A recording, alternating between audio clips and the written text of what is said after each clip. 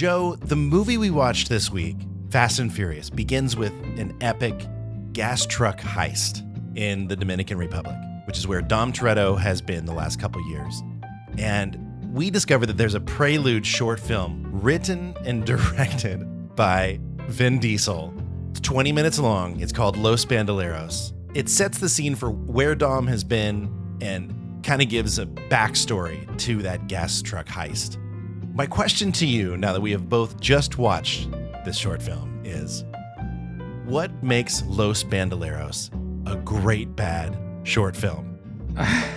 Wow. I'm needing moments to process this. Yeah, no.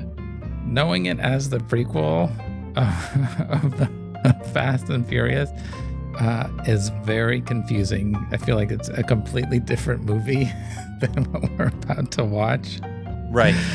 There's something like weirdly endearing about it. It feels like this was Vin Diesel trying really hard to make like art tied into the Fast and the Furious. And so I appreciate that. It's just so weird. It's a really odd little film. Like I don't really know that it has a story. It's just like, yeah, if they had put this in the movie, this would have been a 5-minute, if that, so much shorter montage. You're right. Yeah, it's a minute montage of diagramming what they're gonna do, because that opening scene in Fast 4 is so good. How much better is it now that you have the backstory? It's so good. There was some politics going on. Dom's been hanging out, like laying low there. He's gonna do a little bit of Robin Hooding to get some fuel his life, I think he said at one point in the short film. Making them robbing a tanker at the beginning of Fast and Furious even more meaningful. I mean, it ties it all together. It's perfect, is what you're saying. It is perfect. Yeah. Okay, let's get to the show. All right, let's do it. You here to take me in, O'Connor? Oh, no. She's my friend, too.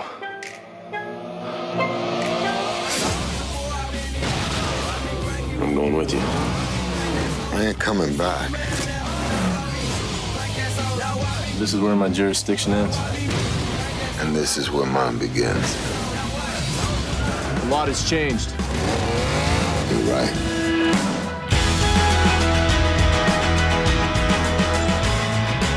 '2009's Fast and Furious. Fast and Furious Part 4. We're losing some articles. It's not the Fast and the Furious. It's Fast and Furious, directed by Justin Lin. This movie brings the gang all back together. New model, original parts, I think was the tagline of this film. We've got Vin Diesel, Paul Walker, Michelle Rodriguez, Jordana Brewster. That might be it from the original crew. Yeah. But a couple other people from previous movies. We've got John Ortiz as Campos, Gal Gadot in our first film, Sung Kang dropping in from Tokyo Drift, Joe Sky Tucker. I'm so I want to like throw things against the wall right now. Joe Sky Tucker, why is Fast and Furious a great bad movie? This is one of the penultimate great bad movies to me. This movie is pure fun.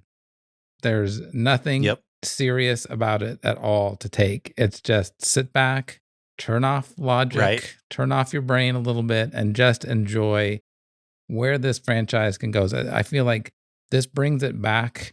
This is a total like left turn to a much better place. Yeah. Oh, yeah. The first movie is trying to be a little bit more gritty. It's trying to be the Point Break that it's modeled after. This just says, screw that. Was it TV VCR combos that they were getting from the back of a truck in the Fast and the Furious? I think so. Those were the stakes, maybe? Yeah, those were the stakes. And this is a little bit more crazy, a little bit more fun. Yep. Let's have a plot, but don't think too hard about it. There are lots of little plot holes and just go with it. It just says, just relax. Right. We got you and we're going to have fun. So I love this movie. I've watched it 4 or 5 times now, probably. And every time I watch it, it's better. I miss little things and I'm like, oh, same. Oh, I can't wait for this scene. You said they don't take it seriously, but every scene of this movie, they are taking it dead seriously. Oh yeah. The actors are 100% in on this.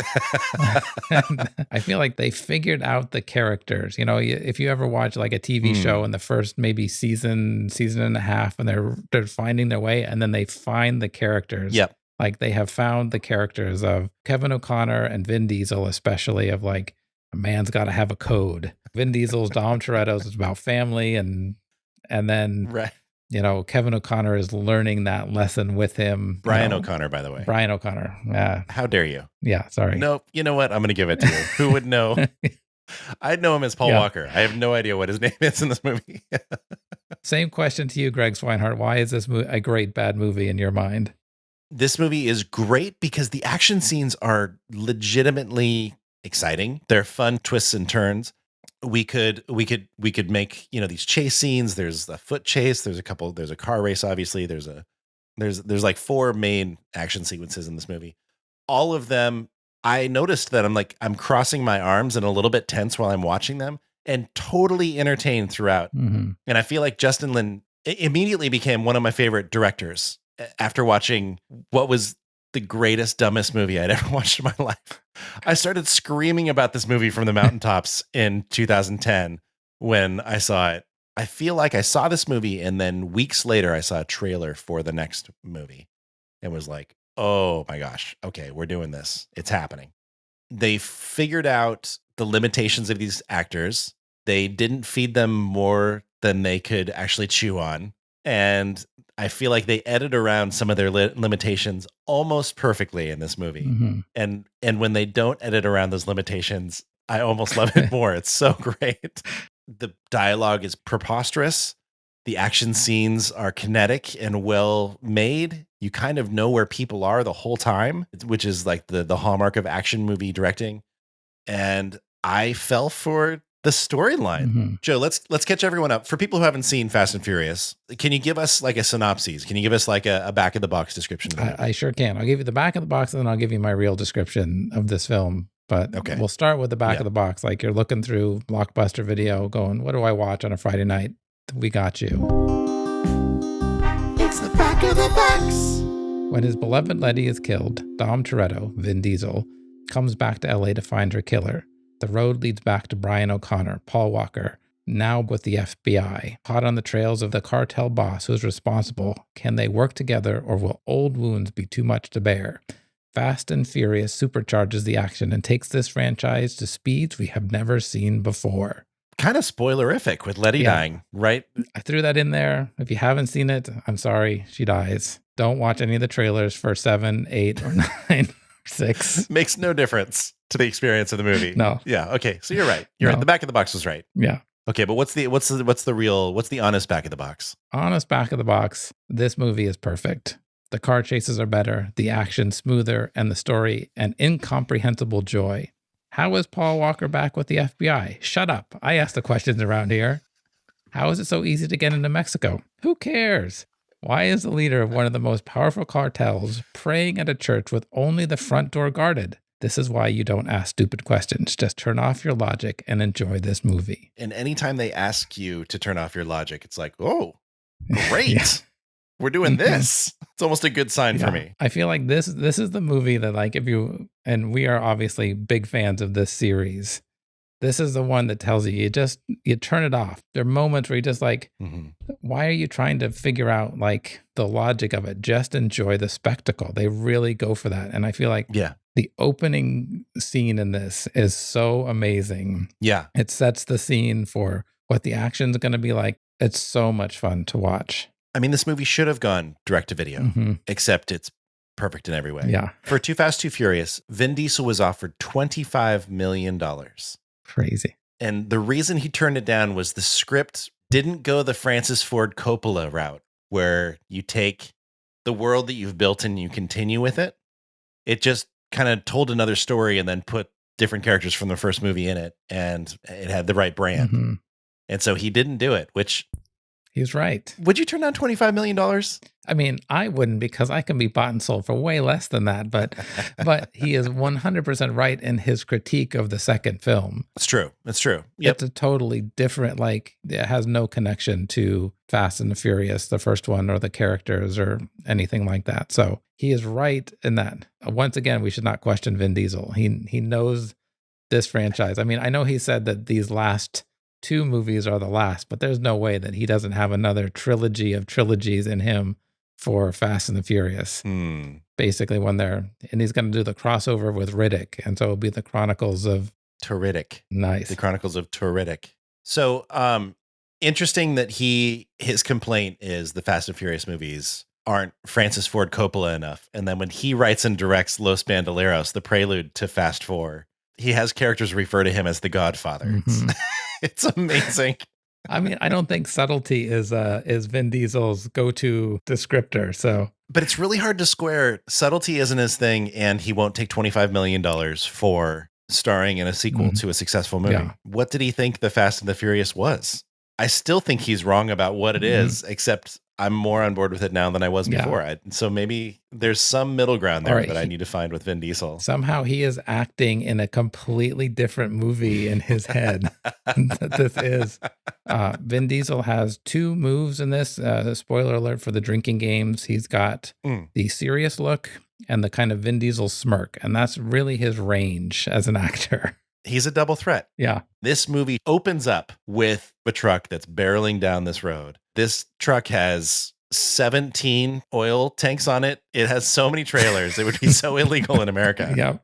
And then right behind it, 3 cars. And in those 3 cars are Dom Toretto and Letty. Behind them, we've got Han and the girl that he met in Los Bandoleros, because continuity is king. Yep. She's eating the pork rinds, so we're good to go. Yep. And in the car behind them, Santo, I don't know if it's Santo or Santos, I think it's Santos, and Leo, who they broke out of jail in Los Bandoleros, and they're like arguing and being hilarious. And let's put hard air quotes around break out of jail. They cut a chain link fence, and he just magically came out. So I don't run, I walk. So good. So Letty jumps onto the hood of the car. Then she climbs up. She sprays with like liquid nitrogen or something. One of the cars like spins around backwards and then links up to the trucker. Then she breaks it off, and then they drive away with the gas, 2 of the gas tanks. And then the truck driver spots them and starts swerving around. And so starts shooting. And he's really a dedicated driver. He shoots at them. Right. He really takes his job seriously, which I appreciate. I mean, for a minute, but then he just grabs his lizard and jumps out of his moving truck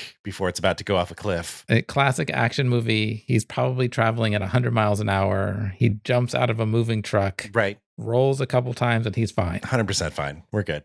And then this is also the start of being able to use their cars to do things that cars shouldn't be able to do. So she loses her hammer that she uses to hit the block, but he uses his car and he slams on the brake. He's also, I think, driving backwards at this point. Right. This is where you just turn the logic off and he slams into it, it breaks it off, and then he's able to use his car in ways that nobody else can. He does like a donut beside the truck and hits the trailer hitch of the gas tank and breaks it free because she's lost her hammer. Perfectly hits it. That's such a good sign. Yeah. It's like, in script writing class, they say you should save the cat early on in the movie so you can know that this is the hero. We should just have Dom Toretto do something impossible at the beginning of every movie to show, first of all, what kind of movie you're watching. Like, I personally could use a signal. Just let me know early on if it's going to be one of those kinds of movies, because then I'm just going to enjoy myself even more. The guy's jumped out of his truck, and now his truck is somehow turned sideways and is now rolling down a hill on fire towards Dom and Letty, who are stuck. So Dom has to floor it and somehow drive underneath the tanker as it rolls down the hill, and it's kind of bouncing a little bit in a perfect 2009 CGI close call. Yeah. Just if you looked up CGI close call in the dictionary, it would just show a picture of this. You could have ended the movie there. Yeah. And I would have been happy. It's like the opening of Cliffhanger. Yeah. And you know what? I enjoy it even more now that I've watched the short film. Not only should every Fast and Furious movie have a prelude written and directed by Vin Diesel, I think every movie made from now on should have a 20-minute prelude written, directed, and starring Vin Diesel. It's not a movie until that's made. 100% in on this. The sequel of Los Banderos should probably be called Dos Banderos, right? Yeah, that's just an obvious sequel title. I think then we cut to LA. Right. And this is where we have, again, one of my favorite action sequences in it. The foot chase. Where Brian O'Connor or Paul Walker, as a foot chase, talked about kind of being low to the ground. Yeah. They are going through actual windows. It's not CGI everything. Right. Yeah. It's a great scene through LA, and then he gets a gun and is shooting at them. And the bad guy. Yeah, he bumps into a cop. The cop's gun falls on the ground when he bumps into him. Mm-hmm. He picks it up. He fires 3 times into a crowded market. 0 casualties. Yeah, thank God. The stakes are low when a gun shows up. Yeah, the opening to this movie is great.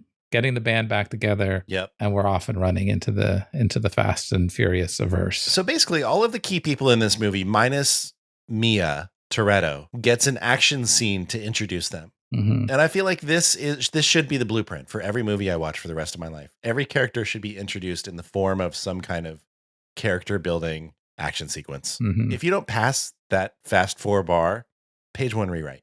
100%.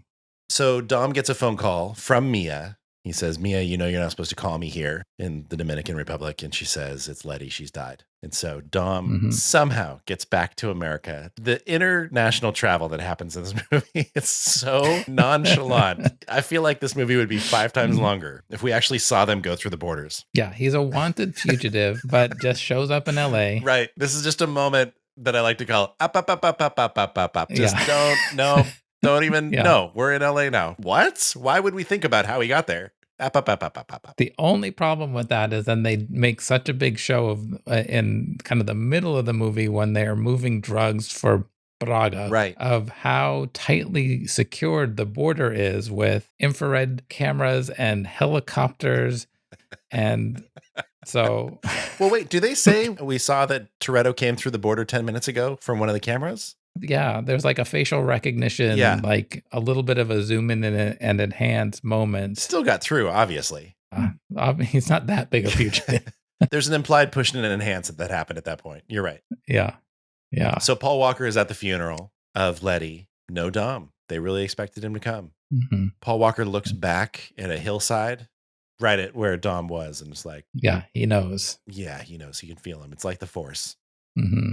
Later that day, Mia... shows up, walks into the garage at their house in LA, which was from the first movie. And out of the shadows walks Dom and brother and sister back together. The least looking related siblings in Hollywood history, Mia and Dom Toretto. And then they talk for just a second, and then he looks over and gets all emotional and realizes that his car is right there. Now, if he was waiting in the garage for her to walk in, did he not notice that his car was 5 feet over there? Perfect. I missed that. Yeah, it is perfect. No character knows anything until the camera looks at it. So if you've seen the 9th one, you know that his brother is John Cena. So if you have all 3 of them together, it's the most... Even less related. They also make a point of saying that they're the only siblings.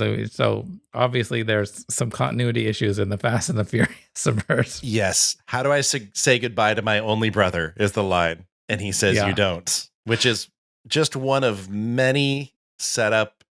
Someone hands Toretto the ball and he hits it over the fence and it's a grand slam. There's so many lines like that. Like Paul Walker, this is where my jurisdiction ends. And he just says, and this is where mine begins. It's so perfect. It's just like action movie grab bag. Right. Dom Toretto's lines are just all punchlines of tropes. I'm hard, but I'm harder. I'm this, it's just like, he just says fewer and fewer things with like more and more impact.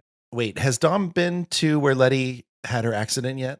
Right after they meet, he's like, take me there. And he kind of is standing in the middle of the road and the whole scene unfolds in front of him. Right. So he can see it. There's still, what is it? Nitro meth. There were some burn marks on the ground, the kind of burn marks that only come from one thing, and that's nitro meth. And how many people in LA do you think sell nitro meth?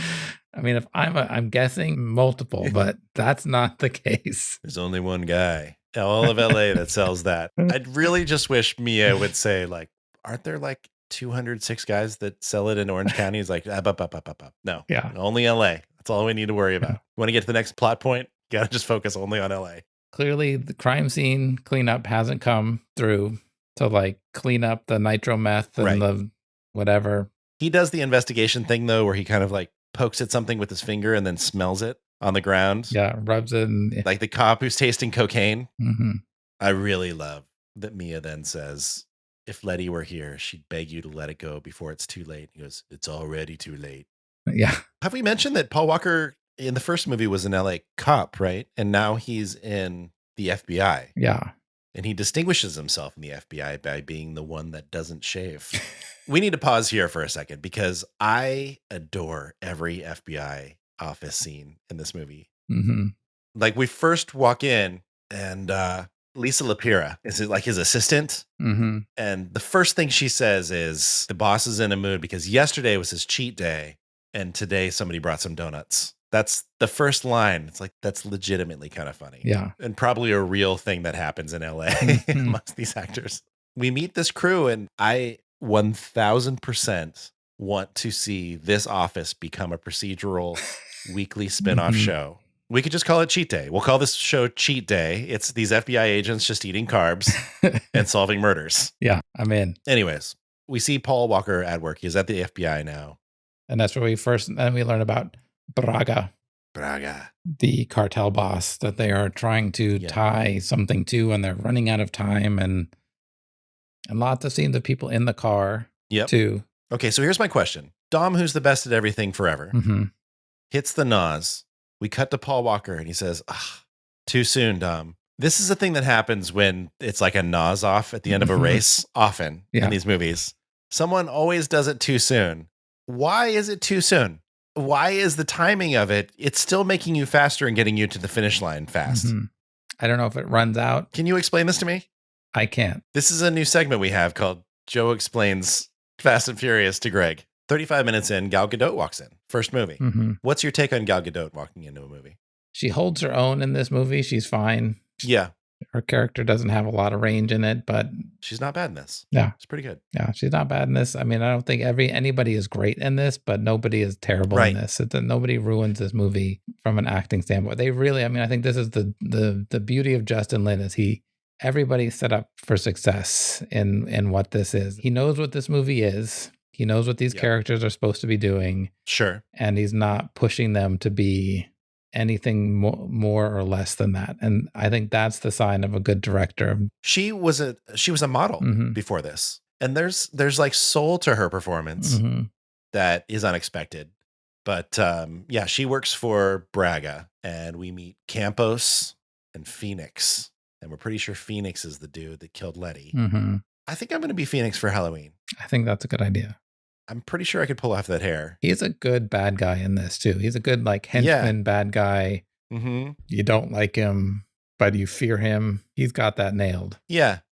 He's just, hanging out on Saturdays at a cockfight. I'll probably do that to get ready for Halloween. I mean, you're really method about your Halloween costume, so. Obviously. Can we talk about how Dom grips a beer? Yeah, it's always bothered me. I'm glad you brought this up. Is this a character choice? Is this how Vin Diesel really drinks beer? What's happening here? I think it's really how he drinks beer and he doesn't realize it, but he holds the bottle like a fist around the top of it. Yeah. He doesn't hold it with like 2 fingers and a thumb, which it bothers me. It has bothered me every time I've seen him drink a beer. I think this is probably how I drank root beer when I was like 17. I thought I was just like the coolest kid on the planet. That's a grown man in a movie in 2009. That's so weird. It's so weird. I've noticed that every time he holds it like that, it's off-putting, quite frankly. Vin Diesel, if you're listening to us, please stop doing that. For the love of God. There is just no possible way he will stop doing that. No. Because it's character. Yeah. He's Francis Ford Coppola-ing that beer. Honestly, I could totally see him having a backstory of why he holds a beer like that. And if he has it and he's done that actorly work, awesome. I'm in on it, and I'm going to start holding my beer that way. So Campos is working for Braga. We think Braga is this old man that Paul Walker sees him drinking with. And then he goes in and gets the shot glasses so that he can get some fingerprints, gives them to his assistant and says, you're going to have to go beyond Interpol to get these fingerprints. Anytime somebody says you're going to have to go beyond Interpol, my ears perk up. Yeah. Anytime Interpol's in a movie, I'm like, tell me more about what you think this mythical agency can do. Don't limit yourself with Interpol. You got to go beyond that. Yeah. Paul Walker tells Mia that he let Dom go in the first movie because he respects him more than he respects himself. Yeah, because he's got a code, I think. Right. Man's got to have a code. I kept thinking of Clint Eastwood while I was watching this movie. Vin Diesel seems to be kind of falling into the archetypal Clint Eastwood Western. Yeah, I can 100% see that. He's like not following the rules, but he does have a code. Yeah. There's a lot of Western illusions kind of. Interesting. I can totally see that. Yeah. He's definitely in Clint Eastwood territory of like the impact of Clint Eastwood's dialogue was he didn't say a lot, but he. Right. And Dom does emote a bit more in this movie than he does in, I think, any of the other ones. He hadn't quite figured out how to do nothing yet. Yeah. So he's emoting, and there's a lot of flip phones in this movie. And I feel like I appreciate any movie that's pre-iPhone now. I think cell phones ruin movies, and smartphones for sure ruin them even more. So now I'm like nostalgic for flip phone movies. Like, oh, that's adorable. It's a classic combo of flip phones and Clint Eastwood in Fast and Furious 4. We find out that Letty went on that drug run when she died via Paul Walker hooking her up with the job. And Dom starts throwing Paul Walker around the room. It's like the moment where he says, "She did it for you, Dom." That's right, because she's trying to get Braga and clear his name. Wow, that's a good memory. That's amazing. I don't think I could have. I'm just not paying attention to plot the way you are. It's kind of like I don't pay attention to lyrics and songs. Yeah, Letty came to me to clear your name in exchange for bringing down Braga, is what he says. Yeah, which is how the law works. So that's good. So entirely checks out. Yep. A+. Makes sense. Cut to them just being in Mexico again. Don't worry about how they got there. Gal Gadot drives a mini car up the side of a mountain to meet them somehow. Says that he's going to be at this church. Yeah. This is the biggest flaw in this entire movie. There's no way that's true, but go on. He's one of the most powerful cartel members. They set him up. Like, they sell the bad guy of who Braga is. Sure. Yep. One of the most wanted people on the planet, you would assume. Yep. And his guards are only guarding the front doors of the church. He's inside the church all by himself to pray. He gives the priest a lot of money and he has the place to himself. And then Paul Walker and Vin Diesel just walk in and kidnap him. From one side. Yeah, from one side. And then leave on the other side. There's multiple doors. Yeah. Just not at all. Yeah. Yeah. So that's the most powerful cartel member in Mexico. He deserves to be captured. And this is really... Can we talk about this scene, though? I thought this scene was really sweet. He walks in, he gives a duffel bag full of money, I suppose, to the priest. The priest does some sort of blessing or whatever. Well, first of all, he kneels in front of the priest, which I thought was really interesting. Like, he submits to that. And the whole time I was like, oh, is he going to kill everybody? Is this what this is? No, he's just going into a church and having some church time. And I realized in retrospect that Braga is not the insane, malicious bad guy that I think I assumed he was. Am I giving this too much? I think there's more depth to this character than I originally thought. John Ortiz is the actor. I'm willing to watch anything John Ortiz is in from now on. I think John Ortiz should be in everything. So anyways, I liked this scene. I was kind of like, okay. Braga is like a man of the people down there, or what's happening here? I'm not sure. I didn't mind that scene either. It's very classic. We're in Mexico, so we have sepia tones. It looks like Robert Rodriguez shot this entire sequence down there. Sure. Yep. The only thing it was missing was if Braga gets down on his knees to thank the priest, if a flock of birds flies off. The John Woo. Yeah, that's all we were missing from this. But I do feel like Braga may be a little misunderstood in this. I guess we'll never know. He ends up in jail at the end of this. So I mean, later on when Paul Walker is driving him away, he's totally just laughing and enjoying it and making fun of Paul Walker's driving. And Paul Walker eventually elbows him in the face, but he's just kind of enjoying himself and not in a malicious way. He's like, what do you think is going to happen here? Yeah. I don't know. I think this is the most generous viewing I've ever had of Braga watching this movie. I'm down with this dude. John Ortiz is killing it right now. This is amazing. There's some other scenes earlier in the film too, where you kind of get a little bit of depth on where he is and, kind of growing up similarly to Dom and all of that and their backstory. Right. So, well, yeah. I mean, so Dom and Paul Walker, I can't call him Brian or Kevin. Paul Walker walks in and he says, "You and I aren't that different." And this is also something that needs to happen in every movie that I watch. You and me were the same. That's a tell. Get Greg Swinehart on the phone. Yeah. We're making his favorite movie. But if we could just time out for just a second. Sure. And if we could just recognize that this movie's music, the action, the editing, the directing, the acting, basically I'm saying everyone who is involved with Fast and Furious 4 is note for note, scene for scene, perfect. Yeah. I can't imagine there being a better Fast and Furious movie I just had this moment right after Phoenix died, and I just thought, oh my gosh, we haven't even gotten to Fast 5 yet. This is still just Fast 4, and I'm more than satisfied this movie was perfect A+. Yeah. We haven't even gotten to the best one yet. Well, as you know, my whole theory about Fast 4 and Fast 5 is that they're one movie. Yep. And it's the most perfect action movie ever. Interesting that Paul Walker didn't want to make this movie. Vin Diesel had signed on and called him and told him, let's make this the best final chapter in the Fast and Furious series that we can. I think this could have been the greatest last movie in the Fast and Furious franchise. Yeah. I think they clearly left everything on the field. And then 5 comes and you're like, Exactly. There was more. By the way, it was supposed to come out in June and it ended up coming out in April. And the composer had 3 days to make his music. Awesome. Anyways, should we, do you want to say anything else before we get to drinking games? I think just how it ends is Vin Diesel is captured. Paul Walker gives him the chance to run. He's like, no. I'm done running. Clint Eastwood. Yeah. Cut to the courtroom. While you did help us capture this, all your other crimes don't make up for it. You're sentenced to 25 years to life. Gavel. The last scene is so perfect. He's on the prison bus out. Orange jumpsuit. Yeah, orange jumpsuit. That's better tailored to his muscles than anyone else on the bus. Yeah.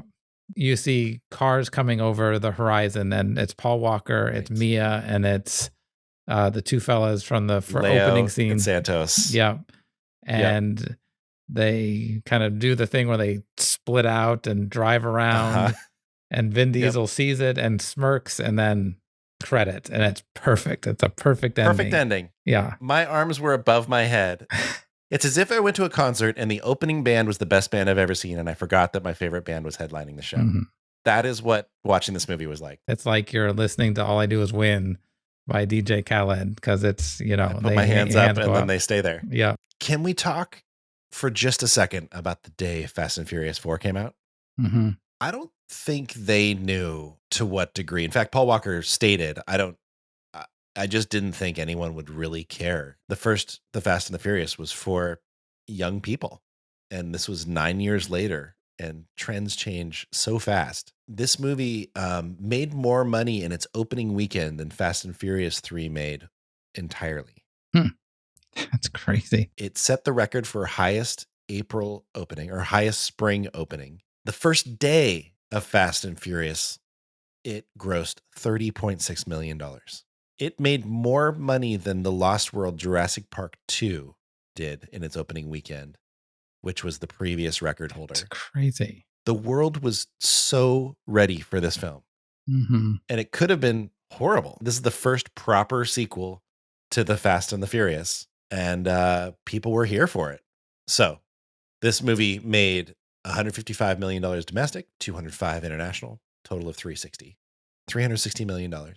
What do you think the tomato rating is for this movie? I feel like this is one of those, like you talk about, going with lower expectations, so you're going to get a higher. I feel like it's probably, the Rotten Tomatoes is 60% on this. This movie has a 28%. And the audience score is 67%. So this movie made a ton of money, but crowd pleaser. Apparently not well received by our typical metrics, right? Mm-hmm. But that just doesn't make any sense because it made so much money. Critics really didn't like it. But how different is Fast 5 than Fast 4 at its core? Fast 5 is basically just super Fast 4, right? Mm-hmm. Yeah. And it has a tomato rating of 77%. So there's something very bizarre happening here. A lot of the reviews say this franchise should just die. And then when Fast 5 comes out, they're like, oh my gosh, a miracle is happening in the form of Fast and Furious movies. And it's all because this movie was so good. Mm-hmm. That's surprising. That score seems really low to me on it. Some of the top critics said negative things like, boiled down to its essentials, Fast and Furious is 4 pretty swell auto race video games encased in the bloated carcass of a script by Chris Morgan that must have been researched in the archive of movie cliches. Other people said, though I admit the title of the film is slightly dumb, I can't really fault much else going on here. Yeah. That's just honest. Yeah.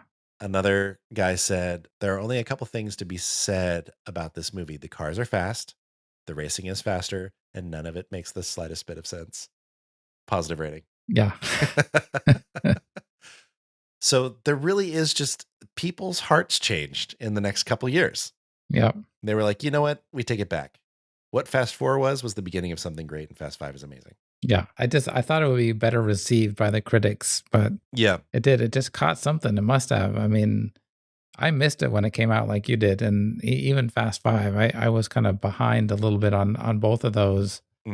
But it was so different than the Fast and the Furious movies that I'd seen before. So I appreciated it. And while Fast 5 definitely takes it up a notch in all the best ways of what a sequel can be, this movie is so good. So I don't know what to say about it other than it's interesting. And I feel like critics missed it.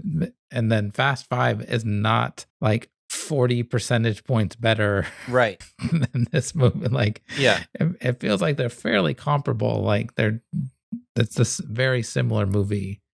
I don't think these critics understood what they had in their hands with this. Let's get to drinking games. All right, let's do it. So, silent helicopter in this movie?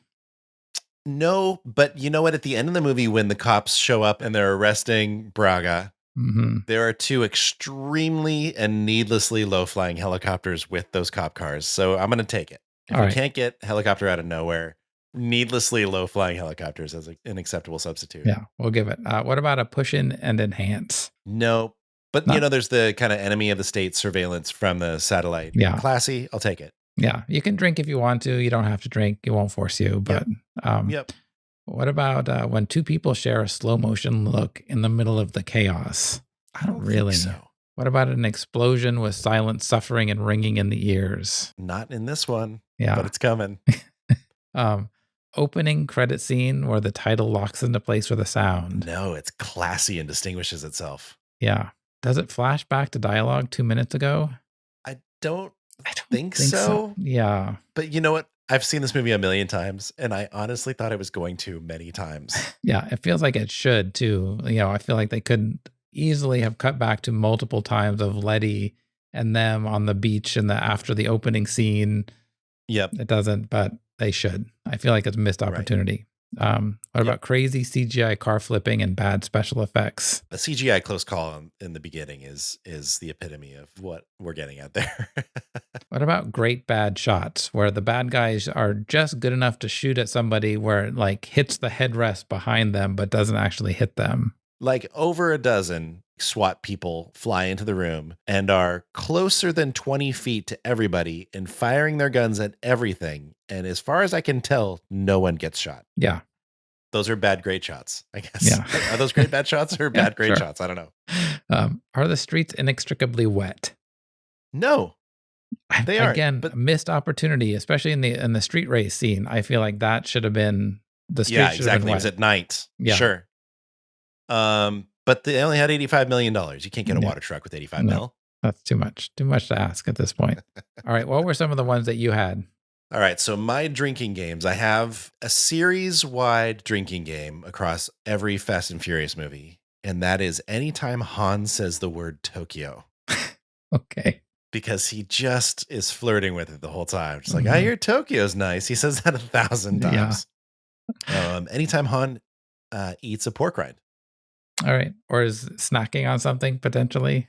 Is it always a pork rind? I feel like it's always something. It's always something. He always has a bag of something. Like that's his like signature, I bet this is explained in Better Luck Tomorrow, the movie that Han came from before he jumped over to the Fast and Furious movies. Also Justin Lin movie.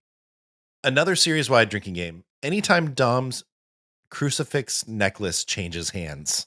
Oh, I like that one. Like he left it for Letty when he left her. He was easy like a Sunday morning. And he's like, girl, I'm leaving you tomorrow. Yeah. He's Lionel Richieing. It changes hands. Throughout the series, that necklace, just like the you made the first move at the dinner table, so you have to say grace. That necklace changing hands happens more times than you would think is possible in a series. Anytime someone says the word Braga, take a drink. That one's the person you want to like drink the most. That's the person you don't like, and you're like, you're drinking tonight. And you could split this out to either split this out to someone else. If they say Braga, take a drink. The other person, anytime they say Braga, anytime they like give a little extra to the pronunciation, or same person gets both, but when they do the extra pronunciation, they have to do like a drink and a half. Okay, done. Series wide drinking game. Anytime Nas is alluded to, shown, used, or said. I'm in. And one of my favorite things in this entire film, anytime Dom breaks through a car window with his elbow. Can you imagine how much that would hurt? He does it so many times. That's it.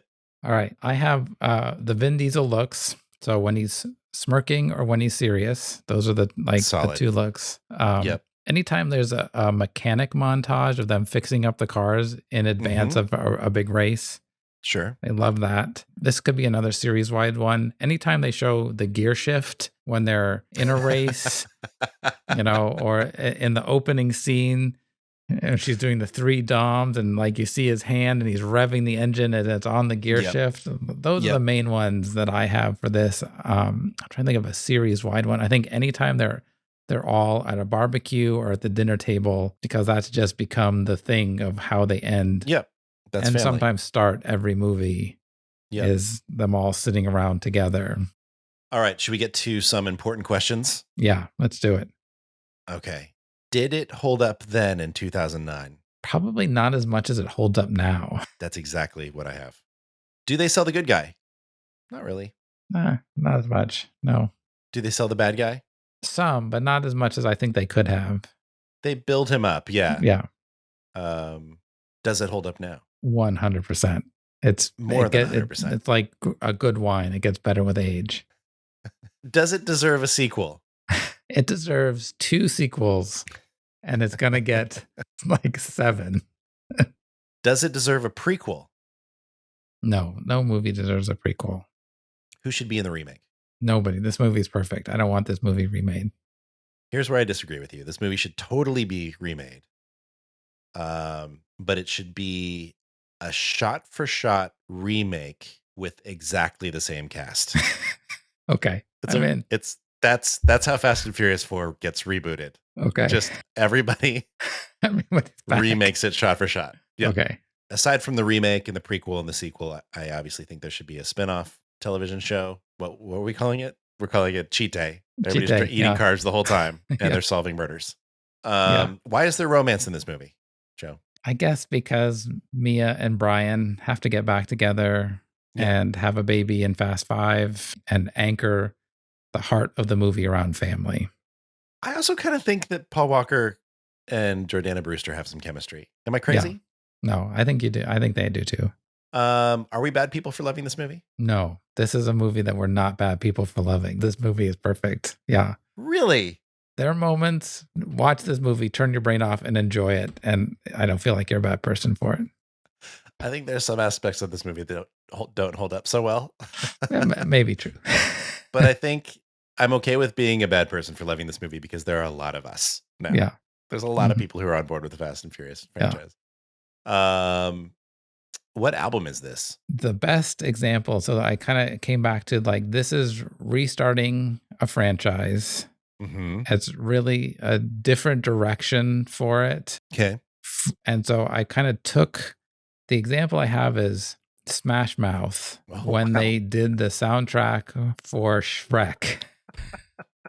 So they're kind of big with Walking on the Sun in like 97, 98, something like that. Sure. And then, but this was like, then they became kind of they're like the Randy Newman of the Shrek world. For now they're doing songs. So that is the album I went with. That's amazing. Okay. All right. I'm dying to know what album this is for you. I decided to limit it to 4th albums. I think a 4th album that hits a new stride and really kind of lays the groundwork for what the future will become is Kanye West's 4th album called 808s and Heartbreak, which had a song on it called Heartless that was really good. Now, I know that there's a massive asterisk next to Kanye West's name in 2024. So this is maybe creating a bit of a can we separate the art from the artist conversation. But in 2008, the year before Fast and Furious came out, Kanye West had a massive impact on music and changed the future of music for quite a while. 808s and Heartbreak basically set up the world for Drake. Mm-hmm. It was like, hey, look, what if I sang melodies pitch corrected on top of a Kanye West beat? And then Drake was like, give me 12 years and I'm going to make a lot of money on this idea. And I loved it. I listened to it so much. It's such a better album than people thought the day it came out. Interesting. All right, Joe, we made it. We did it. Had the conversation that needed to happen about Fast and Furious. Honestly, no one else needs to talk about these movies. Oh, geez. Hey, listen, this has been great, but I need to go steal some gas for my people because it's the fuel of life. Yeah, that's all right. I have to go talk to my friend Braga. I don't know if you've heard of him. Anyway, he says he's got a job for me in Mexico, so I'm going to go check that out. I'm sure that ends well. Yeah. My nitro meth dude just came back into town, so I got to go pick up some stuff. Oh, yeah. The one guy in LA. Yeah. I know that guy. Yeah. Mm-hmm. Yeah. That makes sense. I have to go pray in a really poorly guarded church. I don't know why. You're constantly doing that. You know what? I just heard someone brought donuts to the office, so I should probably go grab some before. Yeah, cheat day. Yep. That's right. I have to go chase somebody through a crowded marketplace and dodge 3 bullets and then crash through a plate glass window to get one name out of them. So it's probably fine. Again? Yeah, again. It's Tuesday. I just saw Mia get home and she was at the store because apparently that's the only thing she can do in this movie is go get groceries and then be emotional. That sounds right. I have to go drink a beer awkwardly and hold it in a really weird way. So, all right. See you soon. See you soon.